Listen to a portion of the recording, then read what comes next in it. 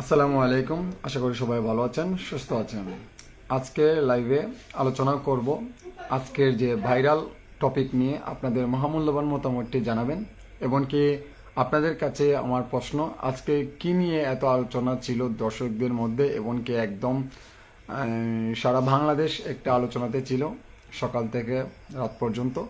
So এই বিষয়টি নিয়ে আলোচনা করতে চাই, কারণ আজকের আপনারা কমেন্ট করবেন, আপনাদের মতামত জানাবেন, আমি পড়ব এবং কি আপনাদের প্রশ্নের উত্তর দিব। আজকে কথা বলবো আমাদের ফুটবল এবং কি আমাদের মেগাস্টার শাকিব খানের অনেক বিষয় নিয়ে আলোচনা এবং কি আড্ডা দিব আপনাদের সবাইকে নিয়ে।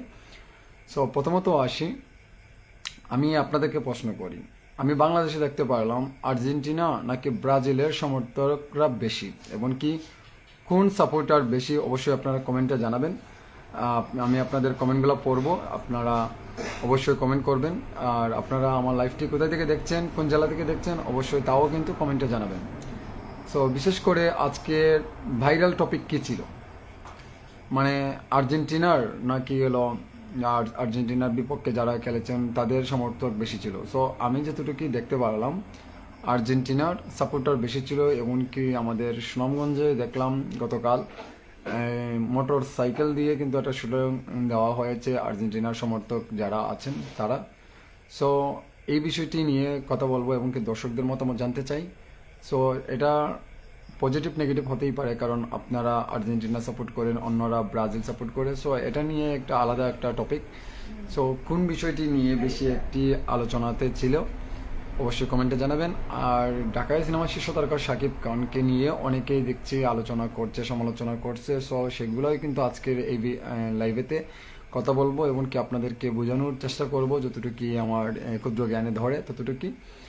সো আপনারা জানেন বাংলাদেশের টপ লেভেলের একজন মেগাস্টার শাকিব খান। শাকিব খানের রকস্টার সিনেমা যখন মুক্তি পায় তখনই কিন্তু একটা চক্র শাকিব খানের বিপক্ষে ব্যাড রিভিউ দিয়েছিল, কিন্তু সিনেমাটা কিন্তু অনেক ভালো মানের সিনেমা।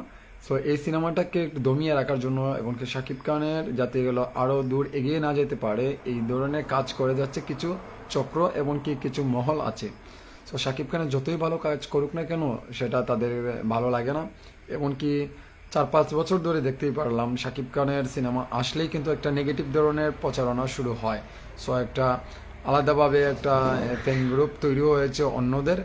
সো তারা এই ধরনের বেড প্রচারণা করে। সো আমি বলতে চাই শাকিব খানের এই যে রকস্টার সিনেমা যারাই বেড প্রথম দিন বলেছিল তারপর থেকেই কিন্তু ভালো রেসপন্স পেয়েছিল দর্শক। কারণ আমার কথা হচ্ছে দর্শকের রিভিউ দিবে, দর্শক সিনেমা হলেতে গিয়ে কিন্তু রিভিউটা দিবে।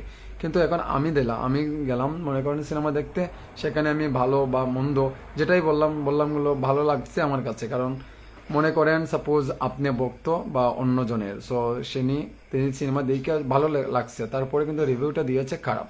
সো তার কথা শুনে তো আপনারা সিনেমা হলে যাওয়া বন্ধ করতে পারেন না।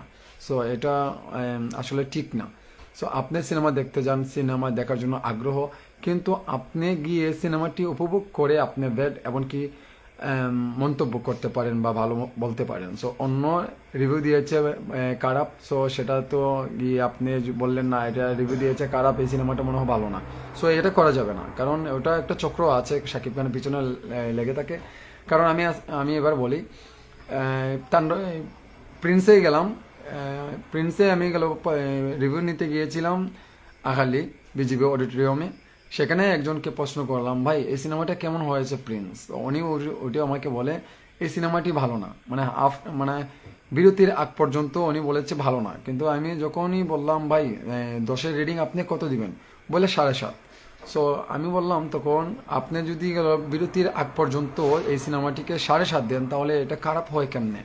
সো উনি লজ্জা পেয়েছে। সো ভিডিওটি অনেক পরিমাণে রিচ হয়েছে এবং কি ভাইরাল হয়েছে। তারপরে রিসেন্টলি আমি প্রিন্স রকস্টার দেখতে সিলেট নন্দিতা হলে গেলাম, তারপরে গ্র্যান্ড সিলেটে গেলাম। আমি যখন আমি নন্দিতা হলে যাই তখনই কিন্তু অনেক সাড়া ফেলেছে, মানে প্রচুর লেভেলের দর্শকে কিন্তু সিনেমা উপভোগ করেছে। সো সেখানে আমি গেলাম, সো অনেক রিভিউ নিলাম, অনেক কথাবার্তা বললাম। তারপরে একজনে আইসা বলে, ভাই সিনেমাটার আগাগোড়ি কিছু বুঝতে পারলাম না, সো এটার গল্পটা বুঝতে পারলাম না, গল্পটা কি? সো বলে আমাকে, ভাই এই রকেস্টার সিনেমাতে এই মারামারি নেই, ফাইট মানে কিছুই নেই, ভাইলেন্স নেই, মানে এগুলো কিছু নেই, এই সিনেমাটি ভালো হয় নাই। সো আমি বললাম, ভাই রকস্টার মানেটা কি বুঝেন আপনি? বলে আমি হ্যাঁ বুঝবো না কেন? তাহলে যদি আপনি যদি রকস্টার সিনেমার গল্পটা বা রকস্টার মানেটা যদি বুঝতেন, তাহলে আপনি বলতেন না এটা গান কেন নেই। সো শাকিব খান পড়ছে একটা বিপদে, যখন দরদ সিনেমা দেখলো, তুফান দেখলো, বরবাদ দেখলো, ভাইলেন্স এমনকি মারামারি।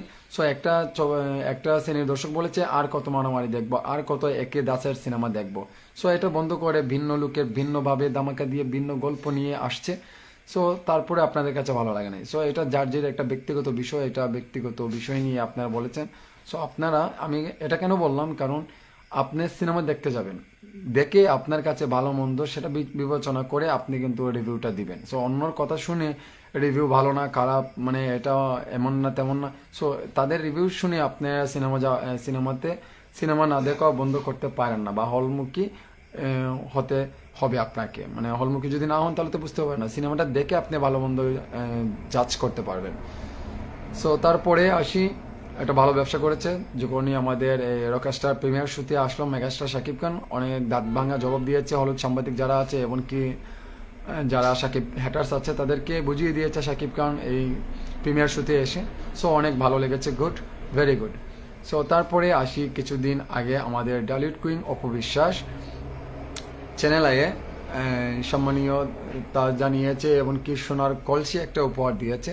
তারপরে অনেক আলোচনাতে আসছে, সোনার কলসি মানে চ্যানেল আয়ে দিয়েছে। সো এটা নিয়ে তো অনেক এক্সাইটেড সবাই, কিন্তু মানে আলোচনা সমালোচনা করছিল। অনেক বুবলির ভক্ত যারা আছে তারা তো সমালোচনা করছে, এমনকি অপুর ভক্ত যারা আছে তারা তো ব্যাড, ভালো, গুড বলেছে। সো তারপরে আসছে আলোচনাতে আরও কেন্দ্রবিন্দুতে রয়েছে মেগাস্টার শাকিব খান আসবে চ্যানেল আইতে, মানে আড্ডা দেবে। সেখানে ছিল আমাদের খুবই গুণী একজন অভিনেত্রী আমাদের পূর্ণিমা, প্রায় 15 থেকে 16 বছর ধরে তারা একসাথে মিট হয় নাই, কিন্তু যদি হয়েও থাকে তাহলে সেইভাবে কিন্তু একটা আড্ডা দিতে পারে নাই। সো মেরিল প্রথম আলোতে একবার হয়েছিল, সো সেইভাবে তো উপস্থাপনা করেছে, সো সেখানে তো আড্ডাটা দিতে পারে নাই। সো এবার চ্যানেল আইতে দিয়েছে আড্ডা আমাদের পূর্ণিমা এবং শাকিব খান। সো ভালো একটা মুহূর্ত পার করেছে, ভালো একটা আয়োজন করেছে চ্যানেল আইকে ধন্যবাদ জানাই। সো শাকিব খানের যে কাট আউটগুলো আছে সিনেমার, যেমন তুফান, বরবাদ বা যেগুলো আছে না কেন তাদের কাছে যেগুলো ভালো লেগেছে, কাট আউট নিয়ে এসে খুবই সুন্দরভাবে সাজিয়েছে, প্রেজেন্টেশন খুবই দুর্দান্ত ছিল আমাদের চ্যানেলের। সো সেখানে শাকিব খান আসলেন রাজার এন্ট্রি নিয়ে, গাড়ি থেকে নেমে হেঁটে হেঁটে আমাদের চ্যানেল আইয়ের যে মালিক, ওনার নামটা অ্যাকচুয়ালি আমার মনে হচ্ছে না মেবি। সো এখানে গেলেন, যাওয়ার পরে অনেক কথাবার্তা হলো। শাকিব ভাইকে গেল রোলেক্স একটা ঘড়ি উপহার দিল, প্রায় 71 লাখ না 72 লাখ টাকার একটা ঘড়ি উপহার দিল আমাদের মেগাস্টার শাকিব খানকে। এটা নিয়ে অনেকে আলোচনা করেছে। সো এটা একটা আলোচনা কেন্দ্রবিন্দুতে মেগাস্টার আছে। তারপরে কিন্তু এটার পরে কিন্তু আমাদের একজন গুণী একজন পরিচালক খসরু সাহেবের মেয়ের বিয়েতেও আমাদের মেগাস্টার শাকিব খান গিয়েছে। সেখানেই কিন্তু একটা ভালো মুহূর্ত কেটেছে আমাদের খসরু সাহেব। উনি কিন্তু নিজেই বলেছেন, খুবই আমি প্রাউড ফিল করছি, এবং কি এই আয়োজনটা আরও বড় ধরনের সারপ্রাইজ দিয়েছে মেগাস্টার শাকিব খান আসাতে। সো আমি কৃতজ্ঞতা প্রকাশ করেছি আমাদের খসরু সাহেব পরিচালক, প্রযোজক। সো আমার কাছে খুবই দুর্দান্ত লেগেছে এই আলোচনাগুলো। সো এটা আসলে ভালো। তারপরে আসি আলোচনাতে আরও যারা রয়েছে, আমাদের শবনম ইয়াসমিন বুবলির মেয়ে সন্তান জন্ম দিয়েছে আমেরিকাতে। সো এটা নিয়ে অনেকে আলোচনা করছে, সমালোচনা করছে। সো আলোচনার ক্ষেত্রে বুবলি নিজেই পোস্ট করেছে অন ভেরিফাই ফেসবুকে, উনি কন্যা সন্তান জন্ম দিয়েছে। অনেকেই পোস্ট করেছে, অনেকে ওয়েলকাম জানিয়েছে, অনেকে বাচ্চার জন্য দোয়া করেছে। তারপরে এটা আলোচনার পরে কিন্তু আরেকটা সমালোচনা জোর সৃষ্টি হয়েছে মেগাস্টার শাকিব খানে কেন পোস্ট করে নাই। সো এটা যার যে ব্যক্তিগত বিষয়ে, আপনারা যে ব্যক্তিগত বিষয় নিয়ে আপনারা কেউ অ্যাটাক করতে পারেন না, এমনকি পার্সোনাল বিষয় নিয়ে আপনারা কথা বলার অধিকার নেই। হ্যাঁ, একজন অভিনেত্রী, হ্যাঁ, তার সিনেমা মানে শাকিব খানকে আপনারা কিভাবে চিনেছেন?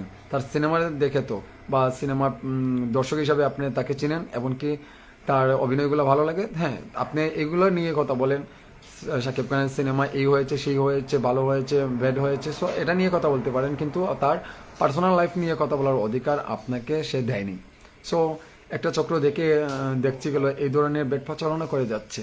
সো বুবলি মেয়ে সন্তান জন্ম দিয়েছে, হ্যাঁ, গুড, কিন্তু একজন নায়ক বা নায়িকা মানে একটা বাচ্চা যখন জন্ম নেয়, তারপরে কিন্তু একটা সোশ্যাল মিডিয়াতে আনতে চায় না, কারণ হচ্ছে হলো মানে অনেক দর্শক আছে, মানে মেয়ে ভক্ত আছে, তার ক্রাশ এমনকি পছন্দের, মানে যখনই জেনে দেবে তখনই তার প্রতি ফিলিংসটা মানে হারিয়ে যাবে।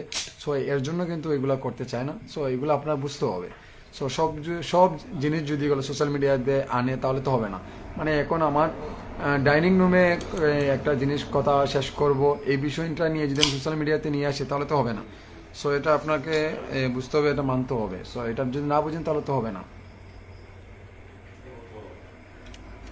এটা এটা মাথায় রাখতে হবে। মানে সবসময় কিন্তু একই ধাঁচে মানে বা জিনিসগুলা নিয়ে আলোচনা আসা খুবই দরকার না বা প্রয়োজন না।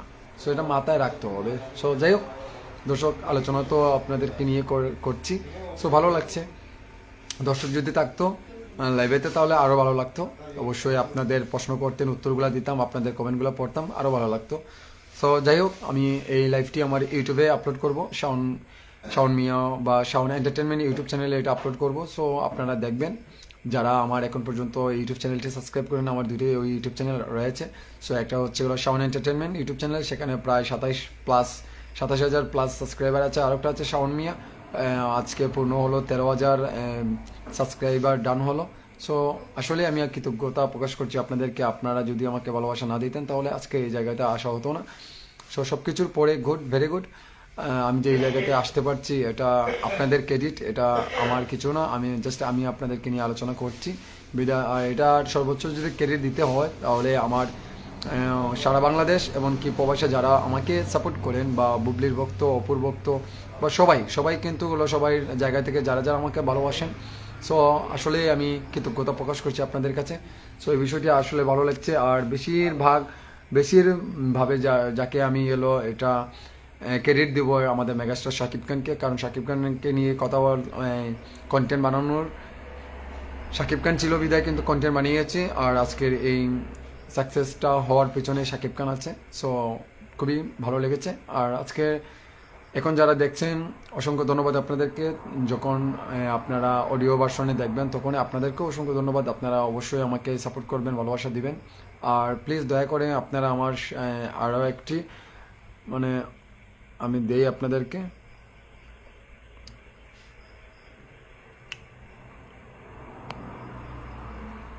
প্লিজ একটা মিনিট আমি আপনাদেরকে একটা জিনিস দেখাচ্ছি। সো আপনারা একটু দেখবেন, যদি দেখেন তাহলে আমার কাছে ভালো লাগবে। কোথায় গেল?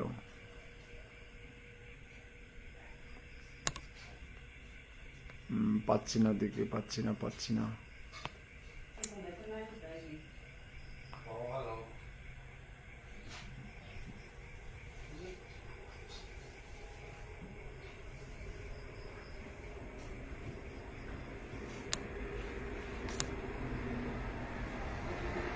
ওকে, যাই হোক দর্শক, আপনাদের সাথে মজা করলাম কিছুক্ষণ, ভালো লাগলো। ভালো থাকবেন, সুস্থ থাকবেন। ধন্যবাদ সবাইকে, শুভরাত্রি।